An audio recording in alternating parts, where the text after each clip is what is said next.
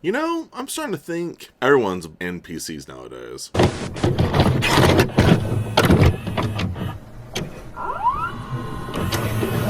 Welcome back to the channel, everybody. I hope you guys are having a great day. Today we are talking about the 1978 film, Invasion of the Body Snatchers. And, for one, I have to be honest. I did not know there was an original. So I need to watch the original so I can review that one. There was like a huge phase during like the late 70s, early 80s of like remakes from the 1950s. A lot of people arguably say they're better, which I have to say I kind of agree with them. I mean, you got John Carpenter's The Thing, which is just a goated movie. And then you have The Blob, which is awesome, also goated, way better than the 1950s. Even though I did like The Thing from the 50s, that one's pretty good. So I kind of want to watch this original one, and then I also want to watch The Fly from the 50s, so I can just talk about those as well. We're going to talk about Invasion of the Body Snatchers. This movie reminds me so much of modern times, which is a weird reason I'm saying that because of social media, cell phones, and everything. It kind of reminds me of that, where everyone's just like NPCing and just like we're all just mind controlled through our minds for like everything, I swear. So then when you have like the people are like going against the grain, it's like, what are you doing? It's kind of one of those kind of things that I've realized rewatching this. I watched this movie twice before I talked about this. That's how it kind of felt when I was watching this movie. Now, this movie is about aliens coming from outer space and hitting our planet, and there's flowers, and people will put the flowers there, and then they copy you, and that's what happens. I mean, it's like a whole conspiracy of people like thinking like, oh, well, Walt Disney is actually frozen at Disneyland, which, I mean, I don't know. Conspiracies are weird, but a lot of conspiracies have been happening a lot lately. I mean, we've all seen some files lately, and that's kind of proven conspiracies are kind of true. Regardless, though, this movie does do the typical aliens come from space, and starts invading us. Now, in this way, it invades us in a really cool way. Now, if you watch this movie carefully, you actually notice, like, right off the rip of people being weird. There's a scene where you have Elizabeth and Matthew are walking in this building, and you actually see a dude, no joke, like this, like right at the glass wall, and that's like 10 minutes into this movie. You immediately notice it, and that's like the first thing I noticed. And on my rewatch, so you can actually see it earlier on, is when they're like walking, doing whatever, you can actually notice these small little tidbits of the invaders slowly warping people's minds. Obviously, the biggest one you're gonna think of is, well, Elizabeth's boyfriend at the time. You actually think immediately, oh, something's wrong with him. And that's the thing too, you're always thinking, oh, well, that's where it starts. That's where it all begins. Elizabeth brings home a flower that she found out in the bushes right off the beginning. And that's the crazy part, is if you think about it, at the beginning is there's a school of children, and you see a pastor swinging in a swing, but he's just like, there's no emotion to him. He's just swinging and just staring aimlessly off, and you can't tell any human emotions. Now, maybe that's just me on a rewatch.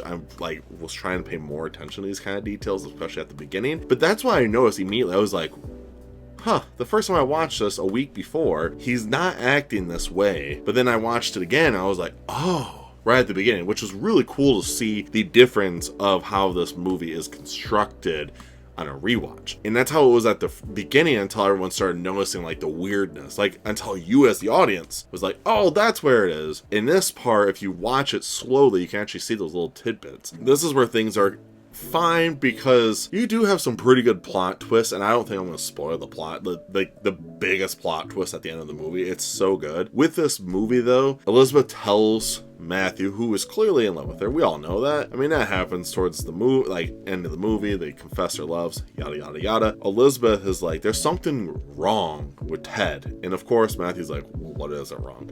He's just beefing with him because he doesn't like the guy, because he's like, yo, this should be my girlfriend, all that crap. But Elizabeth does like try to tell everybody, like, there is some messed up things going on, and of course there's denial everywhere.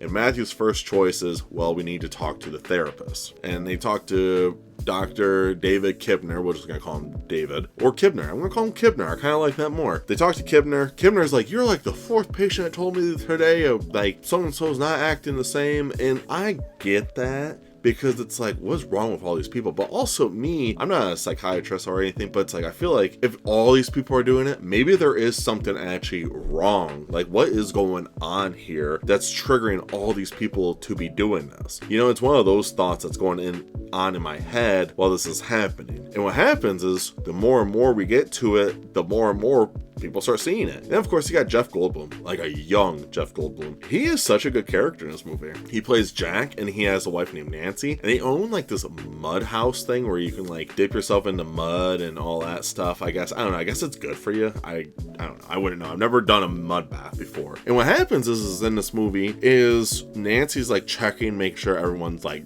gone besides, well, Jack. She sees like this sheet and she removes it, and it's actually Jack getting created by plants. And you can actually see him slowly turning, and Jack gets like a nosebleed and everything because he was asleep. And the thing is when you fall asleep, that's when you start turning. So then everyone's trying not to sleep. Well, not everyone, but these four main characters are trying not to sleep through it all. And the rest of the movie is them trying to figure out how to escape. Matthew's like, we need to go to the authorities and all this. And to me, this might sound really crazy. I always felt like when I watched this, especially the second rewatch. Now, I watched this movie a year ago, and it's on Tubi, so I decided we're going to do a rewatch of it because I want to talk about it anyways on the channel. Why do you want to trust the authorities, the government? I mean, I actually don't trust the government, but it doesn't matter. Why would you want to trust the government in these situations? What if when you call, they already know it's you? And guess what? That kind of does happen. To me, the only people I can trust are the ones that are with me currently in this room, which is Elizabeth, Nancy, and Jack. Like, those are the only three you can trust. You can't trust anyone else outside of the room, because guess what? Kibner is one of them, which was a cool little twist. That's not the major twist, though. We're not gonna get to that one. But what happens is, like, it's just a huge chase scene for like the rest of the movie. Like, the last 45 minutes is like a huge chase scene of them trying to figure out what to do, figure out how to get out of this, how you can kill these things. Matthew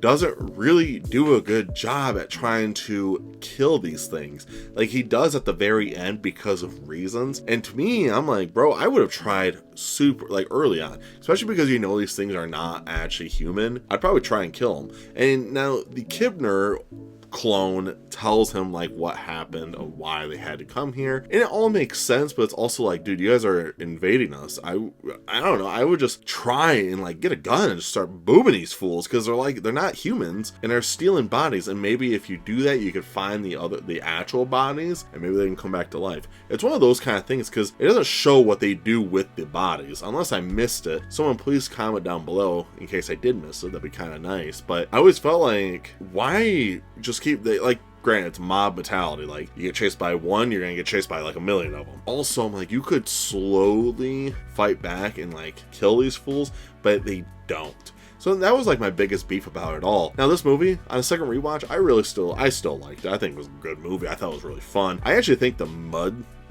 bath scene is probably the best scene of the whole movie. People can disagree with me, that's fine. But to me, I feel like this was arguably one of the best scenes, because it was just the big reveal. That's kind of like what my mindset was. It was the big reveal of what's actually going on, especially because you're like, oh my gosh, this is a copy of Jack. So to me, I like that. I like that big reveal of what's going on. I mean, the best part of the whole movie is the ending. The ending is a really good twist. I really appreciated it. I'm not gonna spoil it, but yes, it's really good. Now, if I had to give a movie rating for this, I actually give it a 4 out of 5. I think it was really fun. I actually really want to watch the original one and see how I like that one. One of my coworkers told me he watched the original one. He said he loves it.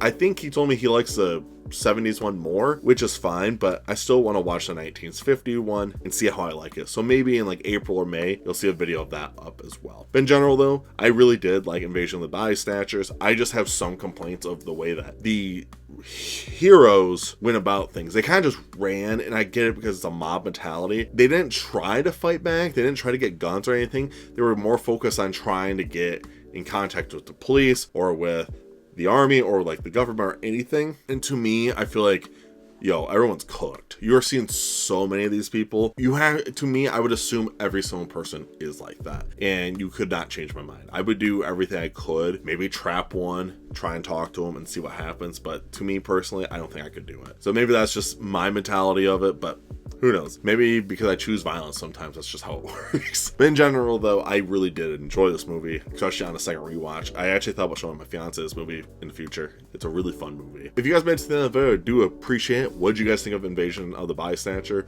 Have you seen the original one? If you have, let me know. Have you read the book? I didn't know this was a book until I started watching this movie, and now I'm like, now I'm gonna have to read this book because I tend to read the books before I watch the movies. Sometimes it doesn't work that way. But in general, though, I did like this movie. I give it a 4 out of 5. I thought it was really fun. What other fun sci-fi horror movies should I watch next? Let me know down below. If you say Alien, I've already seen Alien. I might do a little deep dive Alien video, but I'm not sure yet because Alien's just super popular, so I might not do it. But I will do an Alien ranking video in the future, so we'll see how that one goes. But regardless, though, make sure you guys get some pesticide for those flowers.